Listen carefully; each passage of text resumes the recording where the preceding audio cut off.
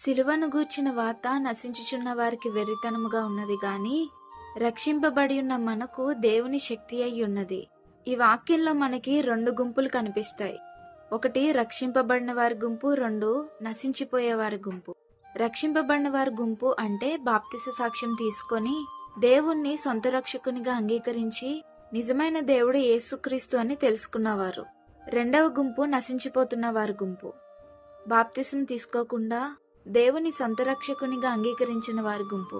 ఈ వీడియో చూస్తున్న నీవు ఈ రెండు గుంపుల్లో ఏ గుంపుకు చెందిన దానవు? ఏ గుంపుకు చెందిన వాడవు? నన్ను ఒక ప్రశ్న వేయనివ్వండి.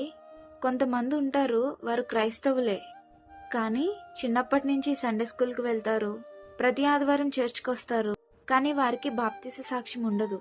దేవుని సొంత రక్షకునిగా అంగీకరించడానికి ఇంకా సమయాన్ని తీసుకుంటూ ఉంటారు.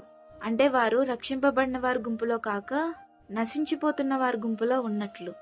నశించిపోతున్న వారికి సిలువను గుచ్చిన వార్త వెర్రితనముగా ఉందంట. నీవు ప్రతి సండే చర్చ్కొస్తున్నావు అని, దేవుణ్ణి ఆరాధిస్తున్నావు అని, నీ కానుకలన్నీ దేవునికి అర్పిస్తున్నావు అని భ్రమలో నీవు ఇంకా ఉండి ఉండొచ్చు. కానీ దేవుడు అంటున్నాడు, నశించిపోయే వారికి సిలువను గుచ్చిన వార్త వెర్రితనముగా ఉందంట. ఎందుకు ఇంకా ఆలస్యం చేస్తున్నావు బాప్తిసం తీసుకోవడానికి? దేవుని ప్రేమ నీకు వెర్రితనంగా ఉందా? ఇంకా లోబడనొల్లని జనుల వైపు దినమెల్లా ఆయన చేతులు చాపి చూస్తున్నారంట.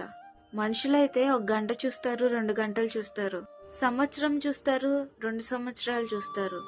కానీ నేను ఆరాధించే దేవుడు మాత్రం ప్రతిరోజు, ప్రతి సంవత్సరం, ప్రతి క్షణం దినమెల్లా ఆయన నీ కొరకు చేతులు చాపి చూస్తున్నారు.